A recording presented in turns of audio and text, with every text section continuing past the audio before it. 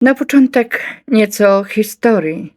Jak w ogóle do tego doszło, że 3 dziewczynki aborygeńskie przemierzyły 1500 kilometrów? Na początku XX wieku australijski rząd, opierając się na ideologii ochrony i asymilacji, uznał, że dzieci aborygeńskie, szczególnie te o jaśniejszej karnacji, powinny zostać odebrane rodzinom i wychowane w instytucjach kontrolowanych przez państwo. Oficjalnie mówiono o edukacji i lepszej przyszłości. W praktyce była to systemowa próba wykorzenienia kultury, języka i więzi rodzinnych. W Australii Zachodniej decyzje te podejmował tzw. główny opiekun aborygenów, który miał pełną władzę prawną nad losem dzieci. Rodzice nie musieli wyrażać zgody, często nie byli nawet informowani, dokąd ich dzieci zostaną zabrane. Region Jigalong, miejsce, z którego pochodziła Molly Daisy Gracie, nie został wybrany przypadkowo. Był to obszar przy Rabbit Proof Fence, zamieszkany przez społeczność, która żyła blisko tradycyjnego trybu życia. Dla władz było to miejsce do uporządkowania. Dzieci z takich regionów uważano za szczególnie narażone, w cudzysłowie, na pozostanie aborygenami. W 1931 roku przyszli po nie urzędnicy, bez dyskusji, bez wyjaśnień. Zabrali 3 dziewczynki, mówiąc, że jadą do szkoły. Nie tylko te 3 dziewczynki. Tych dzieci było znacznie więcej, ale my mówimy o losie 3 dziewczynek: Molly, Gracie i Daisy. Dziewczynki trafiły do Moore River Native Settlement, miejsca, które w dokumentach nazwano ośrodkiem wychowawczym. Rzeczywistość była inna. Łóżka były zimne, twarde, nieprzyjazne. Nie dawały poczucia bezpieczeństwa. Dzieci spały niespokojnie, często zbijały się razem, szukając ciepła i fizycznego, i emocjonalnego. Dla Molly to łóżko stało się symbolem. To nie był dom, to było miejsce kontroli. Jednym z narzędzi wychowawczych był strach. Dzieci zamykano w izolatce zwanej The Boob, małym, ciemnym pomieszczeniu, czasem na kilka dni, tylko chleb i woda, cisza, samotność, upokorzenie. Dlaczego uciekły? Molly była już w wieku dojrzewania. Wiedziała, czym jest życie w społeczności. Rozumiała zasady świata, w którym dorastała. W ośrodku zobaczyła coś innego. Dziewczęta przygotowywane były do pracy służących, podporządkowania, bez przyszłości. Daisy i Gracie podążały za nią, bo Molly była naturalnym punktem odniesienia. Starsza, silniejsza, ta, która wie, gdzie jest dom. Ale decydujące było jeszcze coś. Świadomość, że jeśli zostaną, już nigdy nie wrócą. Molly zrozumiała, że ten system nie ma końca, że to nie jest szkoła, to jest zniknięcie. I wtedy zapadła decyzja.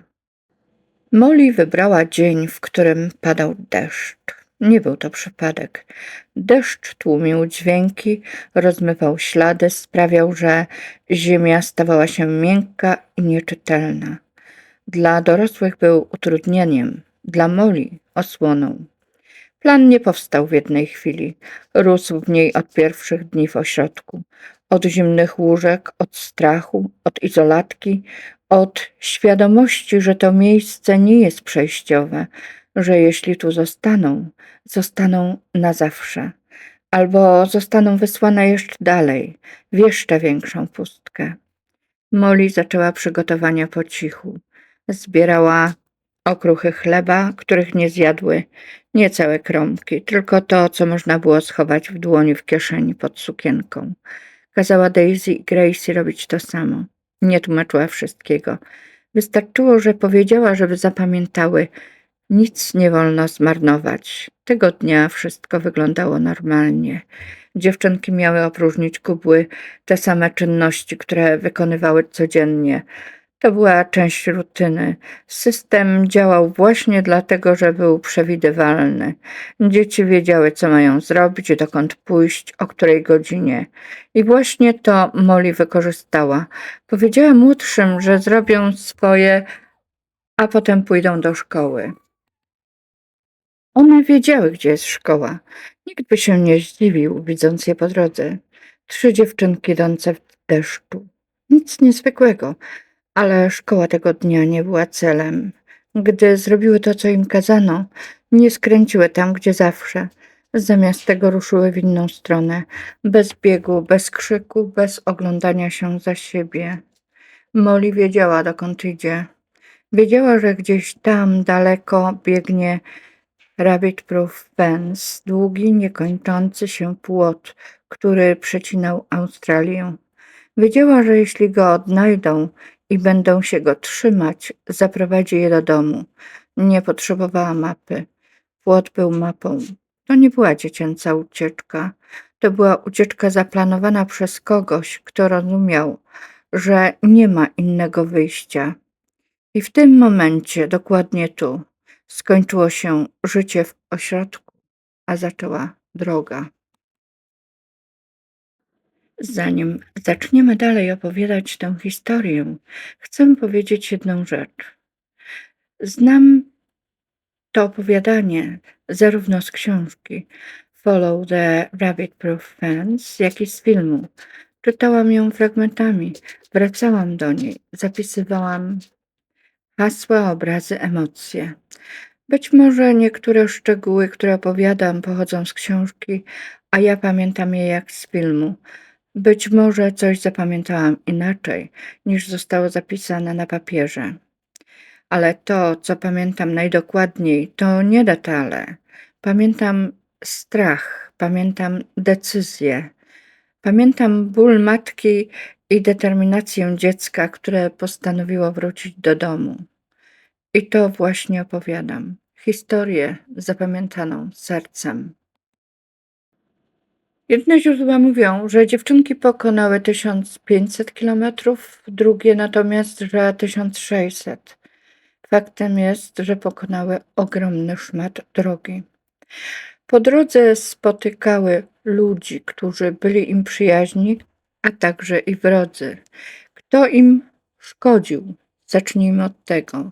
Władze i system, policja, administracja Moore River i również trackerzy, to znaczy tropiciele, którzy działali po linii służby. W książce Follow the Rabbit Proof Fence opisany jest pewien tracker, albo tropiciel, który znalazł dziewczynki, nie te, inne. Tamte próbowały zbliżyć się do pojazdu, zaufały ludziom, ale tropiciele odnaleźli właśnie te dziewczynki. Aborygeni czasem pomagali im po drodze, dawali jedzenie i wodę. Byli również i tropiciele, którzy gubili trop. Nie każdy pościg był skuteczny, ale bywało tak, że i trop urywał się nagle. Jeden z pościgów został przerwany z powodu bolących stóp tropiciela. Dziś trudno wyobrazić nam sobie warunki, w jakich szły te 3 dziewczynki. Pustynia Australii Zachodniej nie jest jednorodnym piaskiem. To przestrzeń, w której ziemia parzy w dzień, a nocą odbiera ciepło. Deszcz, jeśli spada, bywa gwałtowny. Słońce nie wybacza błędów. Dziewczynki szły pieszo. Małe ciała, cienkie ubrania, minimalna ilość jedzenia, okruchy chleba, które Molly zbierała dniami, jakby przeczuwała, że każdy okruszek może znaczyć życie. Szły bo wiedziały, że zatrzymanie się oznacza powrót. Po drodze były chwile przemocy. Ktoś podał jedzenie, ktoś pozwolił odpocząć, ktoś odwrócił wzrok. Ale były też chwile strachu, ściganie, tropiciele, psy. Molly od początku wiedziała, że nie wystarczy iść. Trzeba było zniknąć. Deszcz był jej pierwszym sprzymierzeńcem. Padał nierówno, chwilami mocno, chwilami ledwie czuć było krople. Dla dorosłych był utrudnieniem, dla niej gumką do wycierania śladów. Mokra ziemia nie zapamiętywała kroków. Piasek przestawał być mapą. Molly prowadziła dziewczynki tak, by nie iść jedną linią. Zatrzymywała się, kazała czekać. Czasem zawracała kilka metrów, potem szły w bok. Nie dlatego, że się bała, tylko dlatego, że rozumiała, jak patrzy tropiciel. Wiedziała, że trop to nie tylko odcisk stopy, to rytm, kierunek, logika dorosłego człowieka. A ona tę logikę łamała. Szły wcześnie rano, późnym popołudniem, w środku dnia, jeśli mogły, kryły się. Cień był cenny. Każdy krzak, każdy zagłębiony fragment terenu mógł stać się schronieniem. Pustynia nie jest pusta. Ona tylko nie wybacza nieuwagi. Molly była rezolutna. Nie w szkolnym sensie. To była mądrość życia, nie książek. Kochała matkę w sposób, który nie zostawia miejsca na negocjacje. Dla niej powrót do domu nie był marzeniem, był obowiązkiem. Daisy i Gracie szły za nią, bo Molly była spokojna. Nie obiecywała, że będzie łatwo. Nie mówiła, że się uda. Mówiła tylko: idziemy dalej. Po drodze spotykały ludzi. Czasem ktoś dał jedzenie, czasem tylko spojrzał i nie zadał pytania. Byli tacy, którzy wiedzieli, kim są, i tacy, którzy wiedzieć nie chcieli, bo wiedza oznaczała ryzyko. Byli też tropiciele. I tu znów prawda jest trudna. Tropiciele potrafili odnaleźć dzieci. Znali teren, znali znaki, znali nawet zapach ziemi po deszczu. Inne dziewczynki były odnajdywane, zawracane, łamane. Ale Molly nie dawała im tego, czego szukali. Nie biegła, nie panikowała, nie zostawiała śladów, które krzyczały strachem. Gdy ziemia była twarda, szły po kamieniach. Gdy była miękka, zmieniały kierunek. Gdy pojawiał się płot, wiedziała, że to nie przeszkoda, tylko prowadnica. Rabbit Proof Fence nie był dla nich ogrodzeniem. Był linią życia. Czy znały songlines, ścieżki pieśni? Nie możemy powiedzieć tego na pewno. Ale możemy uczciwie przypuszczać, że dziewczynki wychowane w kulturze, w której ziemia jest pamięcią, nie były wobec niej obce. One nie szły przez pustkę. One szły przez znany świat, tylko rozciągnięty do granic wytrzymałości. Molly była przywódczynią nie dlatego, że chciała nią być. Była, bo nie pozwalała sobie na zwątpienie. Gdy młodsze były zmęczone, zwalniała. Gdy były głodne, dzieliła ostatni okruch. Gdy się bały, szła pierwsza. To było cudowne dziecko, nie idealne, nie legendarne, prawdziwe. I dlatego ta historia wciąż boli, bo pokazuje, że czasem to dziecko musi wiedzieć więcej niż dorośli, żeby uratować siebie i tych, których kocha. A zatem nie wiemy, czy dziewczynki posługiwały się liniami pieśni, ale wiemy jedno, że istnieją pieśni, które pozwalają przejść ogromny odcinek drogi, jeśli pamięć służy mi dobrze, 1300 kilometrów. Jest to pieśń, która prowadzi chyba do źródła wody, a więc dziewczynki wychowane w tej kulturze mogły znać tą pieśń. Szły tak, jakby ziemia nie była im obca. Dzień po dniu ziemia zmieniała się pod stopami. Czerwony pył przechodził w twardszy grunt, a potem znów w piasek, który osuwał się pod każdym krokiem. Słońce nie było stałe, czasem paliło bez litości, czasem znikało za chmurami, zostawiając świat w dziwnej, mlecznej ciszy. Dziewczynki nauczyły się czytać dzień nie z zegara, z powietrza.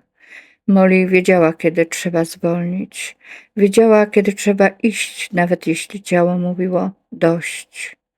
Nie była nieczuła, była uważna. Uważna na młodsze, na ich oddech, na ich kroki, na moment, w którym zmęczenie zaczynało być groźniejsze niż pościg. Czasem nocą Molly patrzyła w niebo. Gwiazdy nie były dekoracją, były częścią świata, który znała. Nie musiała ich nazywać. Wiedziała, że noc też potrafi prowadzić. Czy nuciła pieśń? Nie wiemy, ale szła tak, jakby droga nie była przypadkiem. Jakby każdy kolejny krok był częścią czegoś, co już kiedyś istniało, nawet jeśli nie potrafiła tego nazwać.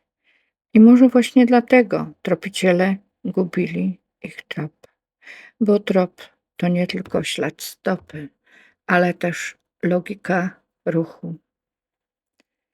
Dla niej pustynia nie była przeszkodą, była przestrzenią, którą trzeba uszanować, a nie pokonać.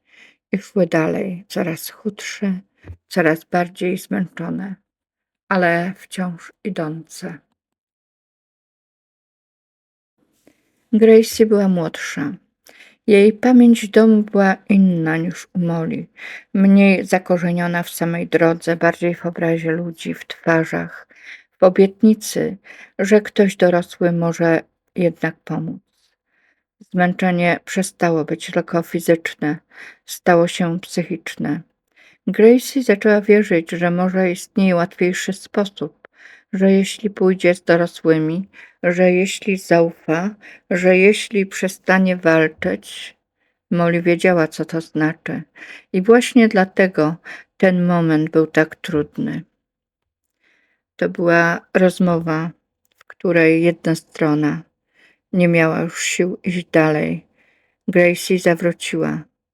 Zaufała ludziom, którzy ją znali. Pomyślała, że zostanie zabrana do domu. Nie została.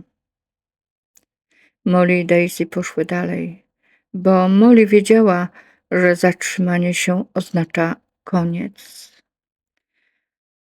To jest prawda o granicach ludzkiej wytrzymałości, zwłaszcza dziecka. Jedno dziecko poszło do końca, drugie zawróciło. Gracie została ostatecznie przewieziona z powrotem do ośrodka. Jej droga nie skończyła się w domu. A Daisy i Molly były skrajnie wyczerpane. Nie było w tym momencie triumfalnego marszu, ani biegu ku domowi. Ich ciała były chude, osłabione, poranione długą drogą. Miały za sobą tygodnie marszu. Przyjmuje się, że około 9 tygodni wędrówki pieszej szły już wolniej. Nie dlatego, że straciły cel, ale dlatego, że organizm był na granicy. I wtedy właśnie wydarzyło się coś, co w książce wybrzmiewa mocno. One wiedziały, że są blisko, nie z mapy, nie z odległości, z ziemi. Krajobraz zaczął być znajomy, zapach, terenu, rytm drogi. To było jak powrót do języka, który zna się od dzieciństwa, nawet jeśli dawno się nim nie mówiło. Molly prowadziła do końca. Już nie musiała nic tłumaczyć. Daisy szła obok niej, bo zaufanie było silniejsze niż zmęczenie. Kiedy dotarły na miejsce, nie były bohaterkami w ludzkim rozumieniu. Były dziećmi, które przetrwały coś, czego nie powinno się przeżyć w ich wieku. Ich powrót nie był głośny, nie było wiwatów. Była ulga. Były ramiona, które w końcu były tymi właściwymi. Dla matki Molly ten moment był jak powrót, który został jej odebrany 9 tygodni wcześniej. Nie wszystko wróciło. Gracie nie było z nimi. Co się stało później z dziewczynkami?